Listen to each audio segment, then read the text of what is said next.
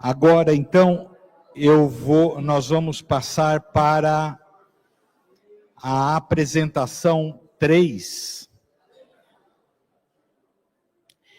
que é do Alexandre Fontes da Fonseca. O Alexandre Fontes da Fonseca é já um colaborador antigo aqui da Liga de Pesquisadores, grande amigo de todos os que estão conosco aqui.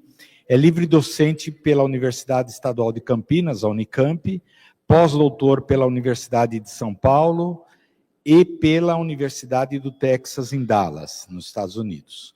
Ele é doutor, mestre, bacharel em Física pela Unicamp, professor associado de Física Aplicada também pela Unicamp.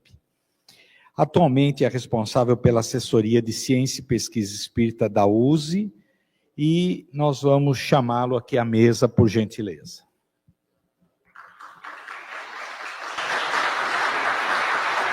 Está sob controle? Pode ficar com o microfone? Peraí, que eu vou só. Você vai apresentar. Muito obrigado, Pedro.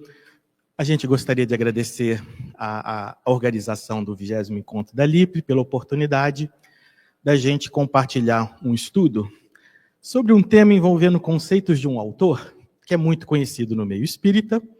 Mas esse estudo, ele consiste é uma espécie de revisão de estudos, a maioria deles de minha autoria, a gente cita de algumas outras pessoas, que fizeram análises criteriosas do ponto de vista do fundamentação na teoria que compõe a ciência espírita, que são as obras fundamentais de Kardec. Então, é um trabalho em que a gente, não só o trabalho em si, seguiu critérios, metodologias científico-acadêmica, mas também a sua forma de apresentar, passou pela análise e revisão dos pares, e então uma das motivações do destaque que a gente dá a esse trabalho é essa. Duas motivações para o estudo em si.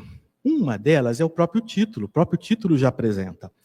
Analisar André Luiz não é condená-lo. O que o título está querendo dizer? Que tem muita gente que pensa que analisar autores conhecidos e tradicionais do meio espírita constitui uma ofensa ou um desrespeito ao autor ou ao médium. Há quem censure divulgar esse tipo de estudo, pensando que isso vai macular a imagem pessoal do Chico Xavier. Não tem jeito de macular a imagem pessoal do Chico. Nem tem jeito com base em estudos desse, condenar a obra inteira. Mas, infelizmente, a gente sente isso nas conversas, em outros estudos periódicos que a gente tentou publicar versões mais simples desse estudo. Simplesmente, não, isso aqui eu não posso, porque isso vai incomodar esse, vai incomodar aquele. Opa, peraí, eu sou espírita, o que Kardec ensina para a gente? O que a doutrina ensina para a gente? Qual o exemplo que ele deu? Com relação ao conteúdo. A gente não deve analisar só porque um autor se tornou tradicional e aceito? Essa é uma das motivações. A outra vem do seguinte. De anos, talvez até década para cá, mas nos últimos anos tem ficado mais forte, a postura com relação ao conteúdo das obras do Chico, eu botei a fotinho do Chico, tem criado uma divisão. Essa divisão, de um lado, a gente tem pessoas que olham para o Chico com ar de total idolatria. Não sei se a imagem está dando para perceber os rostinhos idólatras, como se tudo que vem do Chico é sagrado, não pode ser questionado, a gente não pode fazer um estudo do conteúdo. De um lado. É claro que uma coisa é o respeito e a admiração que uma pessoa tem por outra, ou que a gente deve ter pela pessoa do Chico. Realmente, o Chico é um dos exemplos de caridade, de amor, de humildade. Acho que não existiu no Brasil, talvez no mundo. Não sei, posso estar errando. Mas o Chico, com certeza, é uma pessoa que merece a nossa admiração e respeito. Mas a ponto de eu aceitar tudo que foi obtido através dele, é um ponto que a doutrina, a gente sabe que ela questiona. Isso um lado. Um outro lado é um grupo de pessoas que tem olhado para a produção do Chico, mas com um olhar menos amistoso. Tem olhado para a produção do Chico tentando seguir a recomendação kardeciana de a gente analisar tudo. E encontraram, e algumas pessoas desse outro lado do meio espírita, encontrar alguns problemas, questionamentos, formas talvez de como foi impresso, publicado certas afirmações, análises doutrinárias mostrando incoerências de alguns pontos, mas aí, até aí tudo bem, porque a doutrina recomenda o estudo, mas só que ó, esse olhar assim mais sério tem escalado para uma posição mais extrema de a gente ter visto, vou falar de testemunho, não vou citar nomes e nem vou citar grupos nem nada, mas a gente já viu em mídias espíritas pessoas afirmarem coisas assim, Chico Xavier é inimigo do espiritismo, por conta de detalhes. Opa, peraí, será que é tão assim? Por causa de 1, 2, 3, ou um pequeno grupo de conceitos questionáveis? Então, vejam, esses grupos estão escalando, principalmente porque a facilidade na palma das mãos, literalmente, da gente acessar conteúdo das mídias e a gente se expressar, tem permitido que as ideias se espalhem. E aí os afins vão se juntando.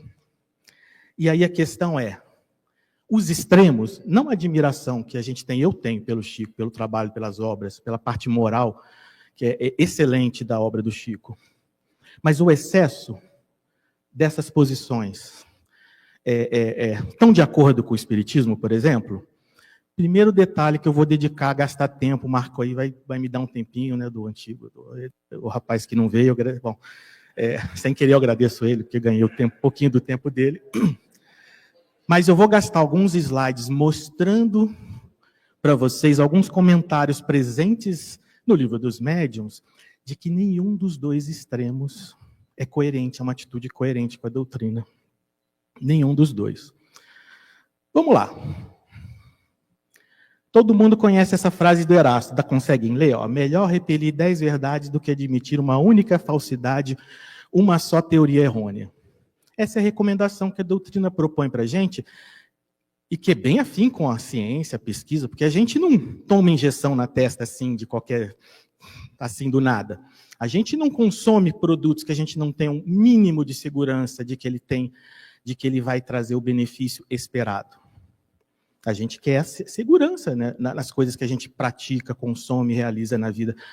Por que com o Espiritismo deveria ser diferente? No ponto de vista do conteúdo, essa frase está sugerindo o quê? Puxa vida, André Luiz Brasil comentou, né, ali nas perguntas, trouxe uma revelação da área médica. Qual seria a postura de Kardec? Eu vou deixar para as perguntas, se tiver, eu tenho um slide, com a posição que Kardec teria com relação a aquele relato que o Brasil contou para a gente agora há pouco.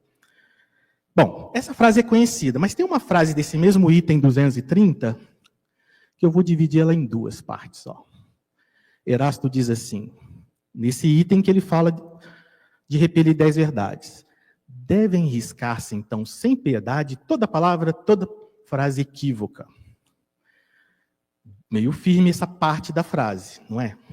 É uma frase firme. Penso eu, não leio a mente, não estou na mente dos amigos que têm levado para o extremo de condenar tudo da obra do Chico, por exemplo, talvez essa expressão sem piedade sugira a postura extrema da rigidez, do corte. Mas, se você observar, Erasto pede para a gente não ter piedade, não com as pessoas. Pessoas são todos irmãos. E podemos pensar diferente? Podemos. Pelo pensamento somos livres. Podemos ter opinião? Podemos. Podemos ter opinião. O cuidado é quando a gente vem na tribuna ou na escrita, em nome do Espiritismo, colocarmos a opinião e não fundamentar naquilo que é a base para o público e em nome daquilo que a gente está representando. Então, Erasto aqui deixa claro que conceitos, a palavra, as frases, conceitos merecem a nosso rigor, a nossa análise, a nossa total atenção.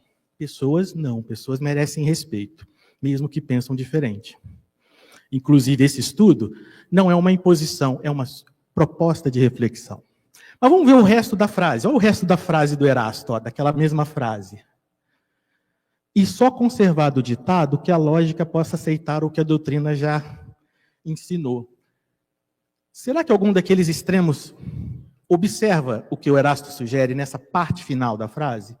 Nenhum dos dois grupos. Os que idolatram no sentido extremo, de novo, admirar o Chico é perfeito. E a gente admira muitas pessoas próximas, distantes, mas negar totalmente a possibilidade de analisar a produção dele é um extremo, que não tá coerente com essa frase do Erasto. A gente tem que analisar dos ditados mediúnicos a lógica, e lógica é um conceito, quem sabe o Silvio em algum momento possa falar para a gente, ou alguém, amigo filósofo, o conceito de lógica, que não é uma coisa trivial às vezes, né? Pode enganar a gente. Lógica é um negócio delicado. Ou que a doutrina ensina.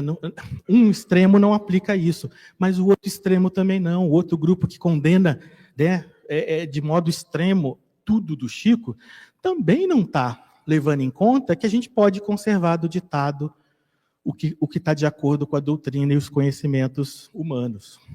E mais um trechinho só, eu já vou passar para o nosso assunto, né?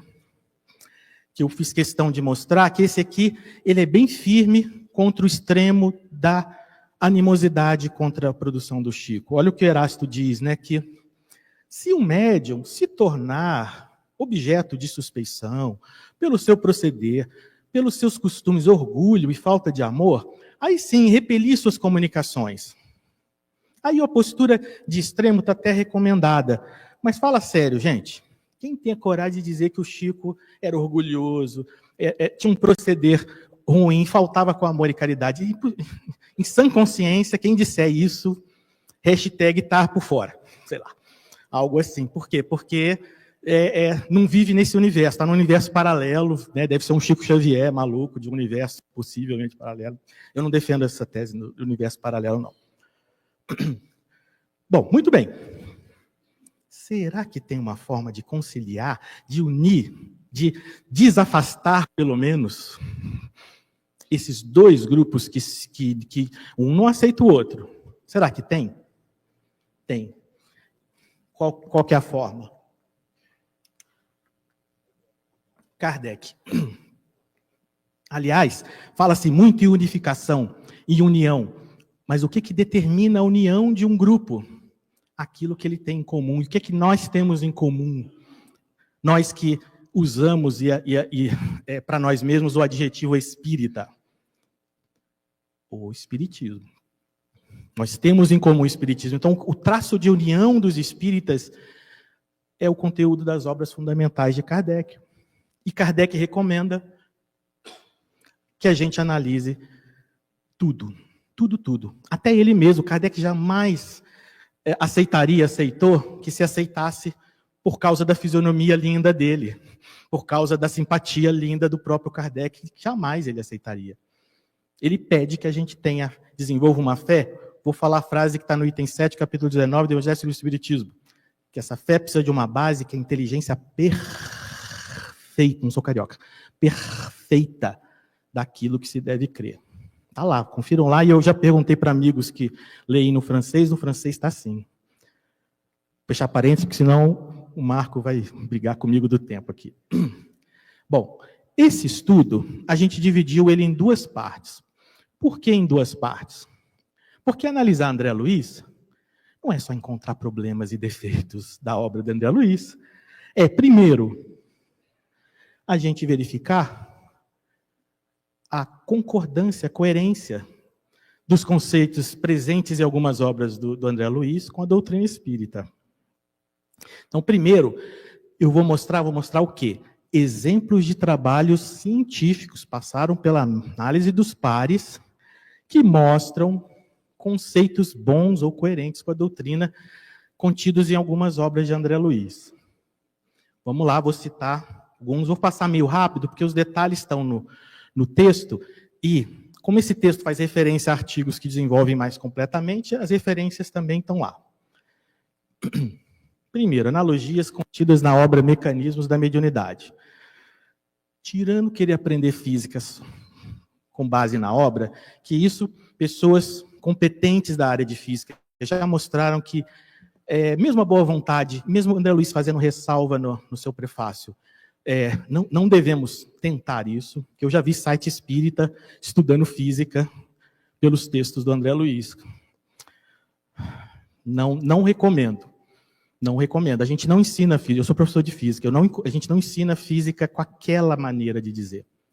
Mas era o objetivo do André Luiz ser preciso na física? Não. O objetivo dele é tentar transmitir ideias sobre como funcionam os mecanismos da mediunidade.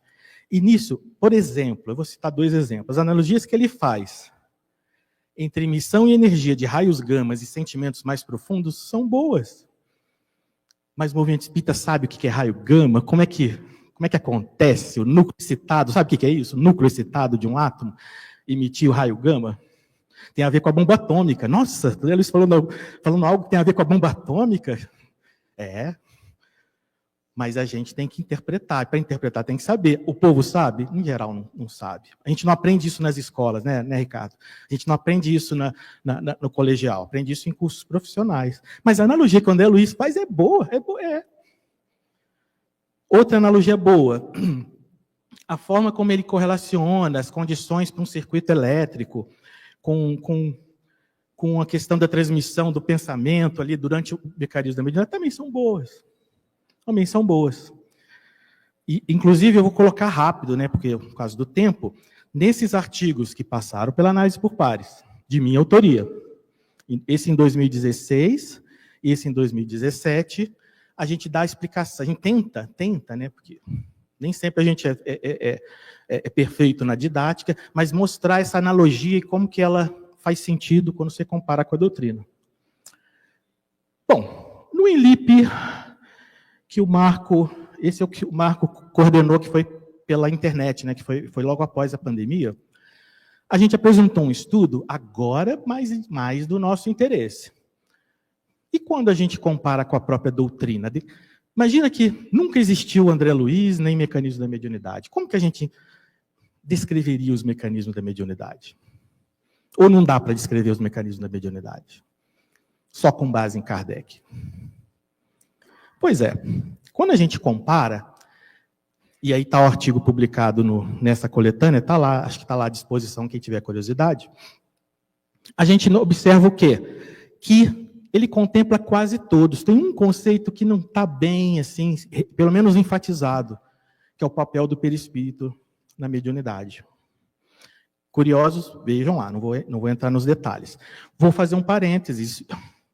O fato da tradição de se aceitar André Luiz sem questionar, o fato da tradição de aceitar André Luiz sem questionar, acabou trazendo uma consequência que é importante.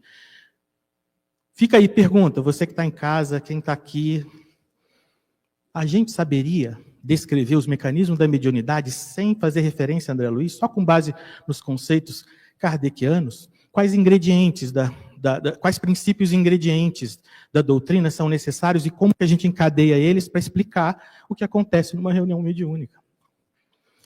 A gente consegue? Alguns conseguem, eu acredito. Não desafio. Isso é retórica a pergunta. Mas será que todo mundo tem essa consciência? Isso é algo importante. Para não dizer que ninguém nunca fez um estudo, eu fiz um e publiquei no Jornal dos Espíritos, está aí a referência. Não quer dizer que seja o melhor ideal, mas para que a gente melhore, tem que partir de algum ponto. Esse eu vou passar rápido. No ENLIP de 2022 ou 23? 22, eu acho.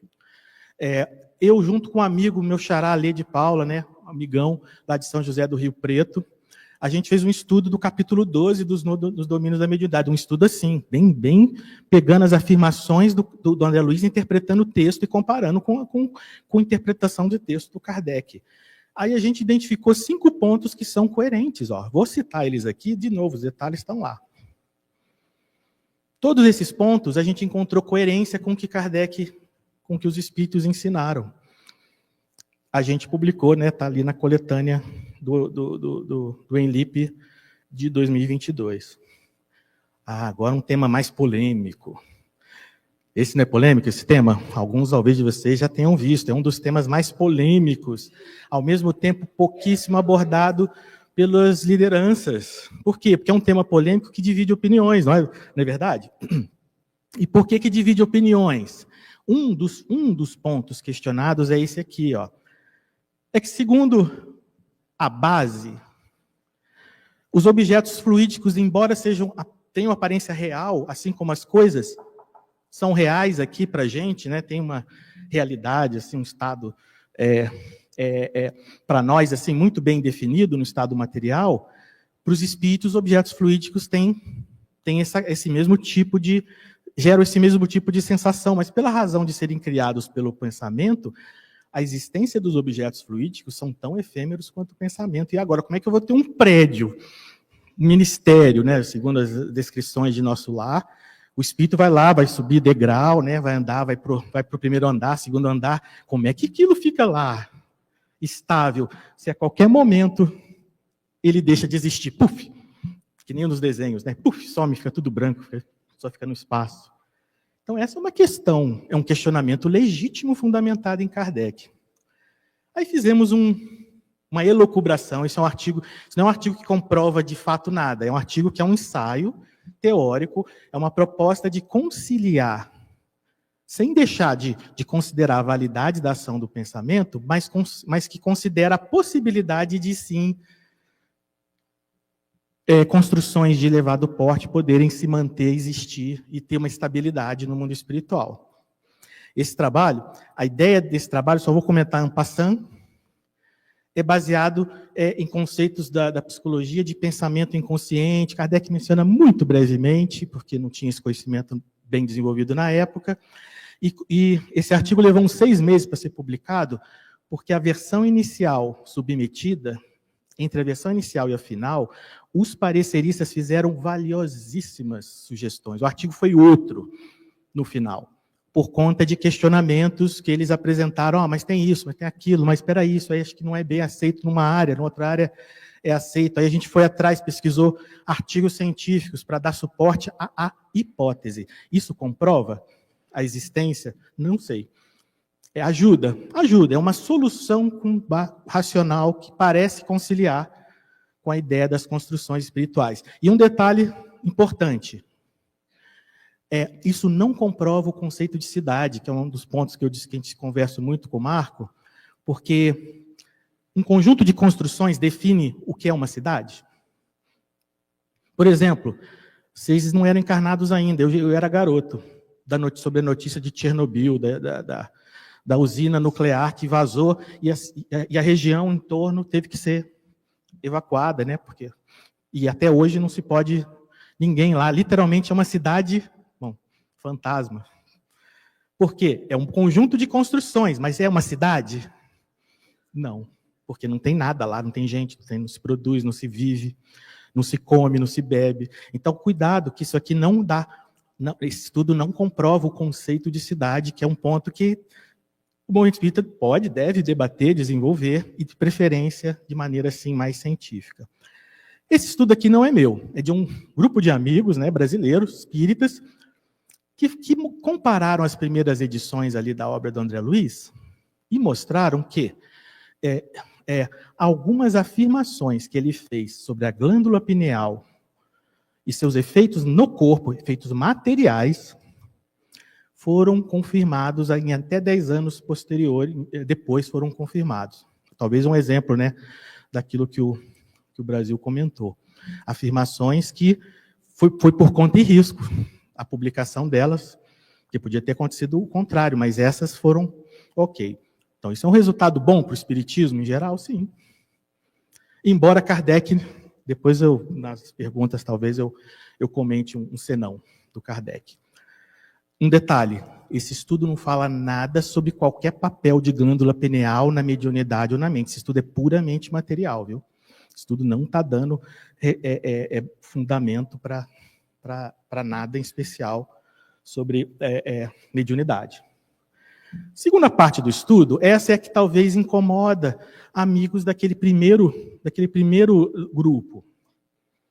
Por quê? Porque são constatações científicas, com base na ciência espírita, que essa a gente sabe analisar, não é com base na rebimboca da parafusia quântica, não. Que o pessoal às vezes gosta de falar erudito, usar termos e conceitos de ciências modernas para tentar justificar o que não ninguém entende, então se ninguém entende, parece que justificou, mas não. Isso é com base na ciência espírita. Eu vou tentar ser rápido, mas um deles, incoerência da principal tese da obra Evolução em Dois Mundos. Não sei quem foi o amigo que questionou, né, que o Brasil comentou, acho que deve estar no seu artigo, você coloca lá, né? Então, não perderei, não percamos para saber, mas eu não faria de maneira grosseira, não. Aliás, não faço. De novo, todo mundo, pelo pensamento, é livre para crer no que bem entender, gente. Mas, em nome do Espiritismo, tomemos cuidado. E uma das razões, eu ouvi dizer de pessoas queridas, que uma das razões para não divulgar isso é que existem grupos que estudam a obra. Eu diria o contrário, a gente precisa divulgar esses questionamentos para que, se esses grupos têm interesse na obra, é falta até de caridade eles não saberem que existem tais questionamentos. E se eles gostam da obra, que vão atrás e tentem esclarecer do ponto de vista doutrinário. Mas qual que é a principal tese dela? É de que o perispírito, nosso perispírito, adquiriria informações sobre como reger os mecanismos fisiológicos, de digerir comida, o sangue, o coração, a parte involuntária da nossa fisiologia. E que isso levaria mais de bilhão de anos. E isso ocorreria durante o processo que a doutrina chama de individualização do princípio inteligente, o que quer que seja o perispírito. A doutrina, se eu não me engano, não recomenda usar a palavra perispírito para essa fase, mas ela recomenda, mas ela concorda que o princípio inteligente, há colocações na doutrina que talvez o princípio inteligente se desenvolva, se desperte através da ligação com seres animais, por exemplo. André Luiz, então, propôs isso na obra. Qual que é o problema disso? A primeira incoerência. Obrigado, Pedro. Qual que é o problema de incoerência? Eu vou dar um exemplo, mas no texto e na referência citada tem desenvolvimento com mais detalhes.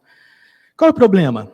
Se eu levo 1 bilhão de anos para o perispírito aprender a reger o corpo, como é que eu vou migrar para um outro mundo, ou vir um espírito de outro mundo encarnar na Terra, se nem todos os mundos, a biologia, os corpos têm a mesma constituição. E para ninguém dizer que isso é o Alexandre que está falando, são os espíritos, por exemplo, na questão 58, deixam claro para Kardec que nem todos os corpos físicos têm a mesma matéria, têm a mesma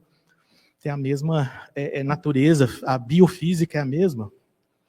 A menos que se comprove o contrário, esse é um ponto que já questiona direto a possibilidade de migrações. Logo, tem algum problema nessa tese de evolução em dois mundos.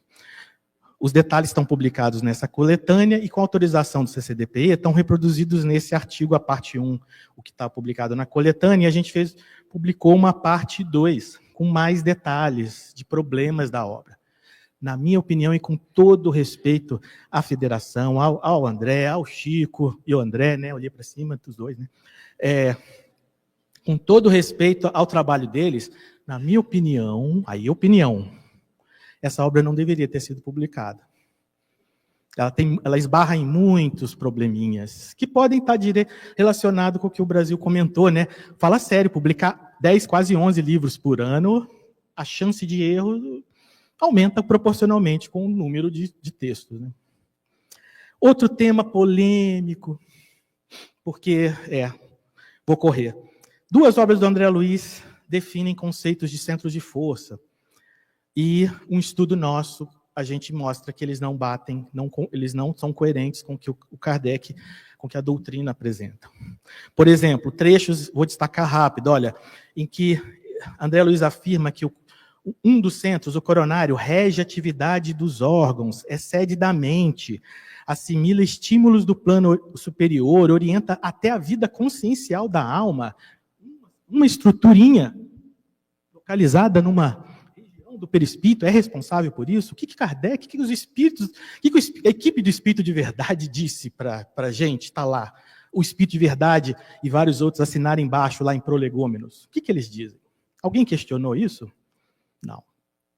Outra citação, esse centro recebe do Espírito, agora o sentido inverso, do Espírito para estar externando algo. É esse centro que primeiro recebe. E é por isso que ele é assimilador das energias solares e raios da espiritualidade superior. Vamos ver o que Kardec diz. Kardec diz o seguinte, lá no Livro dos Espíritos, questões 245 e 249a, eles já colocam que as percepções são itens de série dos espíritos. Todo espírito tem percepções e que, livres do corpo, essas percepções não são localizadas. O que é localizada? Eu enxergo pelos olhos, eu sinto paladar no órgão da língua, sinto pelo tato o calor e o contato, ouço pelo ouvido, sinto perfume pelo olfato. Isso encarnado, mas desencarnado, os espíritos sentem as coisas. Um espírito desencarnado, alguém chama Alexandre dali, o Alexandre tem que virar para ver. Mas um espírito não precisa virar para ver, porque ele não tem um ouvido. Ele pode até se apresentar com a aparência de um ouvido, mas ele não escuta pelo ouvido do perispírito. A doutrina não dá essa margem. Olha outra citação do ensaio teórico da sensação dos espíritos.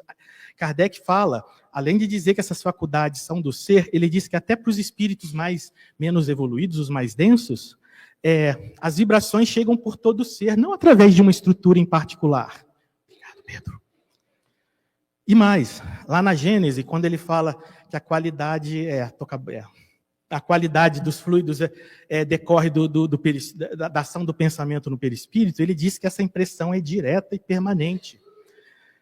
E aí ele, na Gênese, conclui, o perispírito, se quiser, é ele inteiro o órgão sensitivo. É por todo o ser. Esse é um trabalho que publiquei com a amiga Andréa Laporte, também passou pela análise por pares. E aí agora vou me encaminhar para o fim, mas com algumas reflexões. Vocês já viram essa charge? Enquanto eu bebo um gole d'água? Vocês já viram, não já? Pois já ouvi pessoas boníssimas dizerem para mim, esse estudo que você está fazendo é opinião, viu? Já, no meio espírita.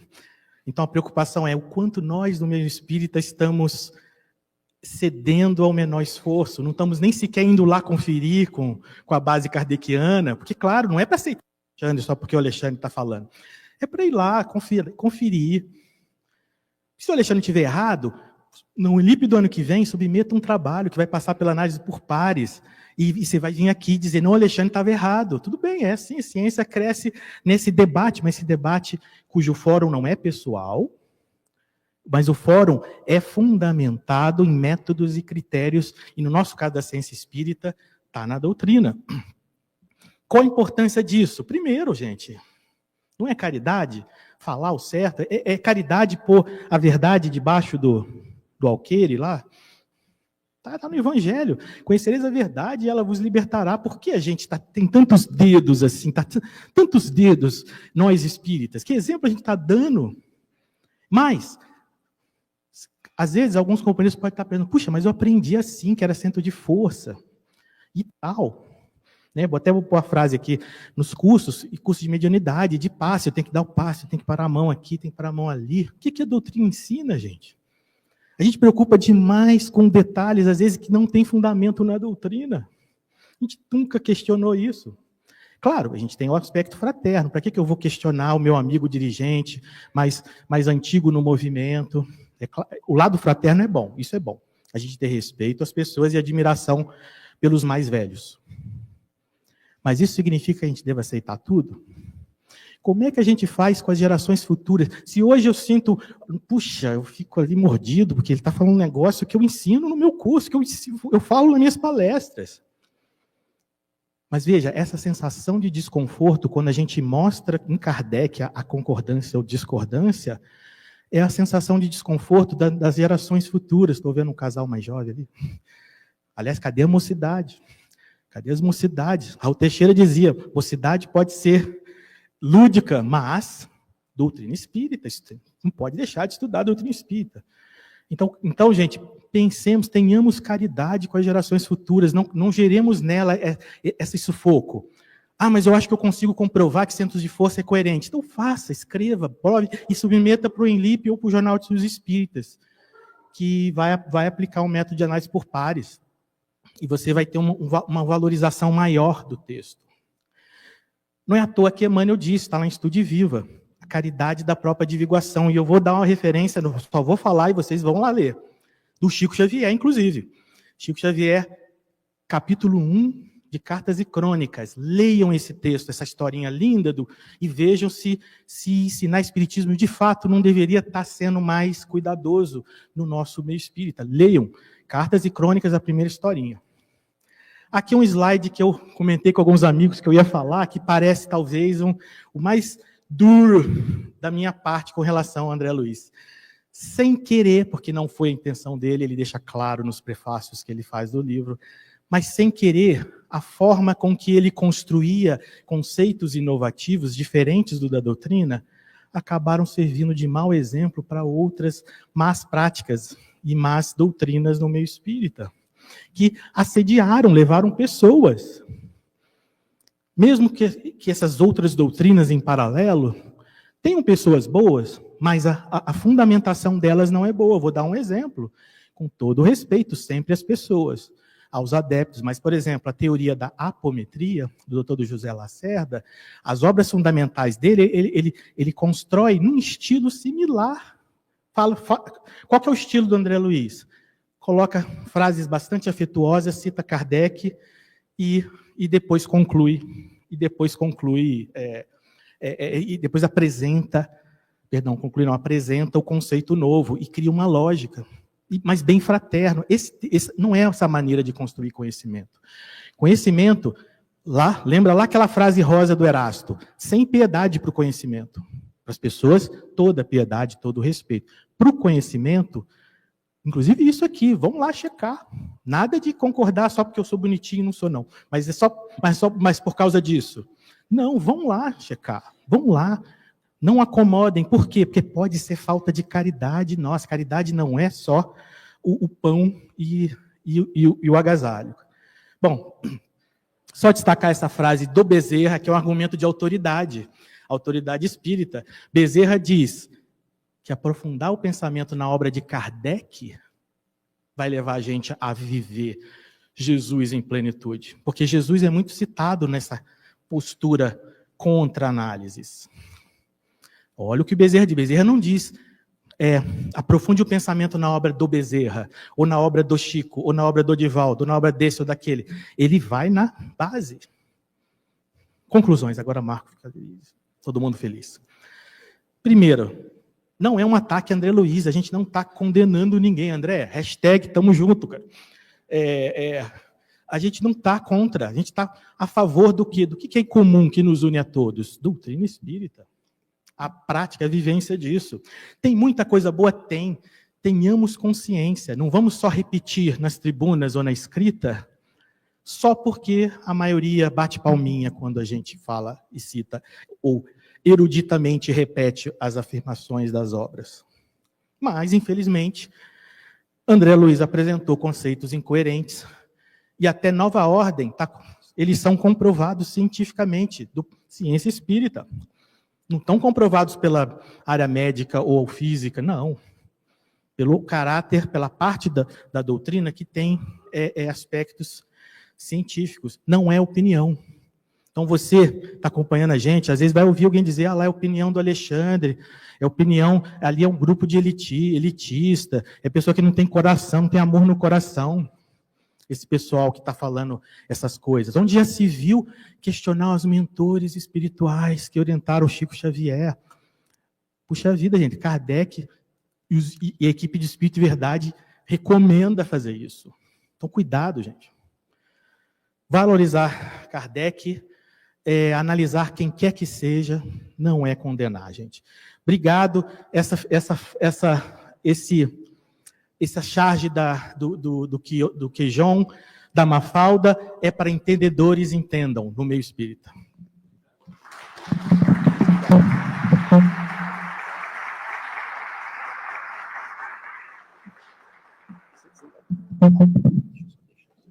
Então, de novo, né, só reforçando, a gente vai ter sempre a proposta de questões objetivas, depois o Brasil vai ter direito de resposta. Não, é que ele veio falar depois mesmo. Muito bom, vamos lá, Pedro. Vamos lá. Alexandre Caldini quer questionar. Primeiro, eu queria parabenizar pelo nome. Seu nome é maravilhoso. Mãozinha do WhatsApp. Mas, ó, excelente, Bárbara. E aí tinha duas coisas, uma observação e uma preocupação. Queria que você comentasse, por favor. A observação é a seguinte, quando você mostra lá, aquela fala que diz, quando se o médium ou quem seja não tem caridade, deve ser condenado. Perfeito. Mas isso também serve para usar o contrário. Várias pessoas, vários médiums, você fala contra o médium, fala assim, mas o cara é caridoso. Olha a obra dele, que maravilha, né? Então, esse é um cuidado que eu queria que você comentasse. A segunda, é uma preocupação que eu tenho dos livros que eu escrevo, inclusive, é o seguinte, como é que você faz para criticar sem jogar tudo fora? Porque se você começa a criticar, pô, então é uma bobagem esse negócio de espiritismo, deve ser tudo mentira. Não tem espírito nada, não tem reencarnação nada. Então, como é que você passa essa crítica sem derrubar tudo, sem jogar o bebê junto com a água, como falam? Então, ótima pergunta, ótimo comentário, né? Repete primeiro, perdão. Também já esqueci. Assim, aquele negócio do médium fala assim, não, é uma bobagem o que ele está falando, mas o cara é muito caridoso. Exato. Como é que a gente se previne contra usarem último trecho do Erasto para divulgar, para apoiar textos, frases equívocas? Vamos seguir toda a recomendação do Erasto. A gente considera isso, mas considera também a análise da cada palavra, cada frase. Isso também responde à segunda parte. Como é que a gente cuida para fazer essa crítica com respeito e sem jogar e mantendo do ditado que for bom? A charge da Mafalda. Ler e interpretar texto de cada um, tanto do Kardec quanto daquilo que está no ditado. Se a primeira parte da frase está soando estranha, é melhor repelir 10 verdades. Mas não, essa outra frase, exaltando, sei lá, a união, a caridade, isso está bom, está de acordo com a lógica e com o Evangelho. Então, a gente... essa parte do ditado, eu acho que tudo bem. Bom, estou dando esse exemplo mais fácil. Às vezes os exemplos podem ter nuances, né? Nuances dos sofismas, das lógicas. Aí, na dúvida, se abstém. Acho que é Erasto que fala isso, agora eu não lembro onde. Quem lembrar, depois fala para a gente. Mas a prudência diz que se eu não sei analisar uma coisa, eu não adoto ela ainda. Eu espero esclarecê-la. Espero consultar os amigos que entendem mais para a gente saber, para a gente ver se faz sentido ou não. Por isso, a análise por pares, fazendo parênteses, ela dá um valor a mais aos textos, inclusive de obras de livros, porque são mentes que, anonimamente, têm a liberdade de criticar o seu estudo. Então, se pessoas que estão asseguradas pelo anonimato, elas dizem, não, tá bom, essa parte tá boa, essa parte aqui não tá boa, deveria considerar isso e aquilo, a gente tem certeza que, a gente tem uma certeza a mais, é um grau a mais, não é perfeição não existe, mas é um grau a mais de segurança. Por isso que a ciência adota esse tipo de método. Não é que seja perfeito, mas, seguidamente, ele permite a avaliação da qualidade de uma produção, seja ela mediúnica ou seja ela nossa, de encarnados. E aí a comunidade, depois, através da leitura e análise, ela pode refutar ou confirmar. Essa dinâmica ela é muito segura do meio acadêmico, de produção, de evolução do conhecimento. O meio espírita não abraçou isso, tudo bem, porque a gente não sabe. Não aprendeu assim, não tem problema. Não vamos exigir de nós o que não sabemos, mas cuidado com as aceitações. Não vamos, em nome disso, fazer o contrário. Não, tudo só porque o Chico foi uma alma elevada, que tudo está perfeito. Às vezes não. Vamos lá? Agora é o Salomão da Cepa que quer fazer um questionamento. Prazer. Conhecia só pela internet, prazer. Alexandre, eu vou ler porque eu fico muito nervoso. Não. Né? Somos dois. Diante dessas pessoas tão maravilhosas aqui. Mas tem um pessoal que questiona a questão da recepção de obras espíritas mediúnicas sem observar aquele consenso que Kardec propôs, né? O consenso da do consenso. O critério do entre consenso espíritos. universal. Ou seja, só um espírito, um só médium, e aí aquela obra já é, né, aceita sem questionamentos. Era isso que eu queria propor. Não, ótima lembrança, porque de fato está lá, né? Está lá na doutrina. Um dos critérios para aceitar conceitos novos é a concordância. Mas sabe uma coisa que a gente não estuda que está lá? Está lá no item 2 da introdução do Evangelho segundo o Espiritismo, é que esse critério não é sozinho. Ele tem que vir junto com o critério da razão. Por quê? Porque não tem situações que a maioria pensa igual e está errado? Pensa nos anos 1500 para trás, um médium psicografar um espírito elevado e dizer assim, é a Terra e os planetas que giram em torno do Sol. Ia ser queimado na fogueira, sei lá, porque o pensamento comum era errado. Então, nem sempre o método critério do consenso universal ele tem que ser usado junto com a razão. Porque se você perguntar para um conjunto de pessoas que gostam de churrasco, se churrasco é bom, eles vão falar que churrasco é bom. Então, toma cuidado com o conceito que está sendo analisado para a gente. Isso é o primeiro. Segundo ponto. Aí o que o seu Salomão colocou. A gente deveria ter aplicado para inovações, seja o médium que foi, Chico, Divaldo, quem for próximo, conhecido, desconhecido, a gente deveria ter aguardado. Kardec jamais publicaria uma revelação da área médica na revista espírita, assim, no mínimo ele colocaria como opinião, olhe lá, vamos aguardar, ele faria ressalvas, né, que ele, não sei, né, não posso falar por Kardec, viu, Kardec? Mas eu vou mostrar um slide aqui, peraí, deixa eu mostrar, não vai dar tempo? Não, ó, o chefe não deixou, eu ia mostrar um slide que Kardec afirma isso, eu ia mostrar o slide. Kardec afirma que, às vezes, a utopia da véspera se torna verdade no dia seguinte.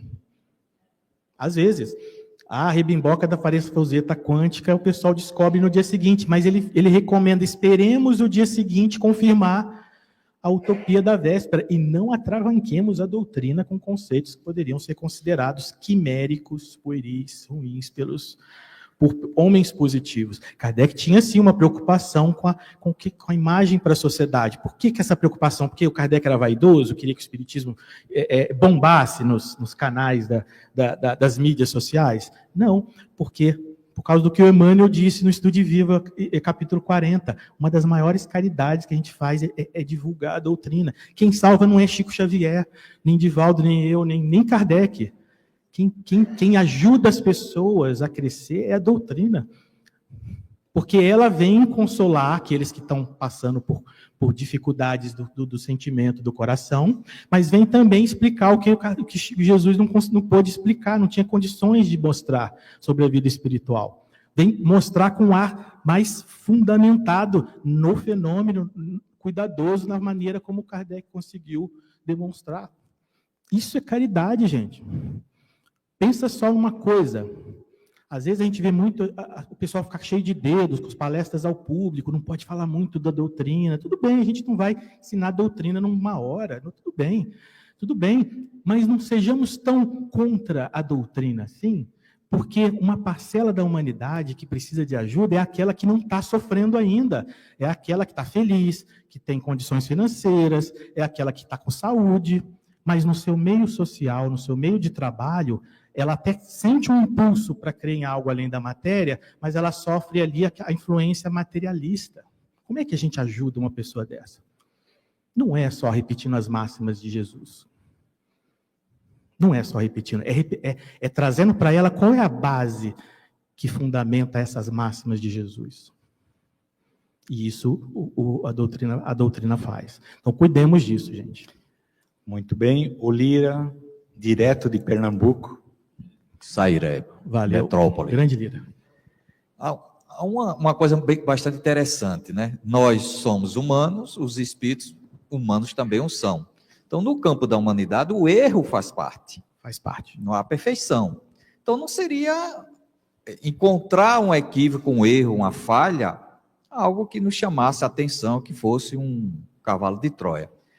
esse apagamento do exame das obras mediúnicas, problema de filtragem, problema do espírito com opinião pessoal, a quem interessa? Perguntas filosóficas, assim, o Marco fica preocupado, porque tem tempo, né? Tem o Brasil, né? Mas assim, olha, eu vou falar o que eu penso. Posso dar a resposta, porque a sua pergunta é profunda. A quem pode... imagino que interessa a quem é contrário que a gente cresça, que a gente encontre essa verdade que Jesus disse. Jesus não falou, contraria a verdade e a verdade vos libertará? E aí, eu gosto de citar, né, um exemplo da definição, ainda que simples, de Platão de conhecimento. Eu gosto de citar em exposições que eu faço. Platão, já da época dos filósofos antigos, existe o problema da... Como é que eu sei que uma crença é boa, não, verdadeira ou não? Como é que eu posso ter certeza que eu não estou entrando numa canoa furada? Vou perder minha vida inteira acreditando que eu tenho que dar passe assim, assim, e eu podia focar no meu sentimento e aquilo ia ter talvez um efeito melhor. Mas não, passei minha vida inteira estudando e fazendo, procurando onde está o centro de força para eu pôr a mão. Por exemplo, estou dando esse exemplo assim para ilustrar, inclusive. Como é que a gente sabe? Aí o Platão propõe que conhecimento é toda crença, né, algo que eu acredito, que seja verdadeira, mas que foi plenamente justificada. É uma palavra assim, claro que tem nuances, essa palavra justificativa, né, a nuance do pensamento, os filósofos amigos aqui vão ter talvez vários senões, mas aí qual que é a ideia? Que a gente busque comprovar aquilo que a gente vê. Kardec fala isso, a base da fé tem que ser a inteligência perfeita daquilo que eu vejo, e o perfeito é o melhor que podemos, e dentro desse melhor que podemos, a gente tem métodos e critérios para tentar selecionar as crenças que de fato vão ser positivas, que merecem a minha dedicação de tempo e de vida, das que não são. Então, bom, não sei te responder a pergunta mesmo, né? A quem interessa isso, mas eu diria que o nosso interesse seria buscar essa verdade, e nós estamos vivendo a oportunidade, nessa encarnação, de conhecer uma doutrina que estimula isso. O Marco fez um dia aqui nesse centro, uma palestra sobre o compromisso moral da verdade, né? Está lá no YouTube, no canal do Centro Espírita Allan Kardec. Quem não é daqui, depois procura lá e assista, porque ele fundamenta ali a importância também disso. Isso também é caridade. Tá? Sabe, outro dia eu vi uma palestra num lugar, aí, perdão, rapidinho. Eu vi uma palestra, pessoa falando da vida e obra do Chico, mas não é do Brasil, não. A pessoa fez uma palestra longa, assim, muito simpática a pessoa, contou da série do Irmão X, do André Luiz, os romances belos do Emmanuel. Aí, por 2 vezes, vocês não vão acreditar, por 2 vezes a pessoa falou com boa vontade, eu não condeno na pessoa não, mas olha o que ela falou. Gente, tem obras do Chico tão boas, olha, essa é aquela, você quer dar de presente um livro espírita que não fala de espiritismo? Essa tal e tal. Olha até que ponto nós chegamos em movimento espírita, de querer oferecer para o irmão uma obra espírita que não fala de espiritismo. Por quê? Porque falar de espiritismo se tornou algo cansativo, ruim, negativo, coisa de espírito orgulhoso. Que isso, gente? Leiamos, estudemos Kardec. Não pode. A pessoa não falou por mal, a palestra foi ótima, foi bonita, mostrou um monte de coisa bonita do Chico, detalhes. Mas esse detalhe, gente, sugere para a gente a preocupação que a gente tem que ter com o movimento espírita, valorizar Kardec. Valorizar Kardec é valorizar o Consolador prometido, a equipe do Espírito de Verdade. Por que Kardec e os Espíritos tiveram tanto cuidado em preparar um conjunto de obras para o movimento espírita chegar hoje e dizer, gente, Chico Xavier ali, o amor do Chico, aqueles livros de moral levada, é isso só que é importante. Não, gente, é importante também a moral. O amai-vos é o primeiro mandamento, mas não é à toa que o instruí-vos está como segundo lá, o mandamento do Espírito de Verdade.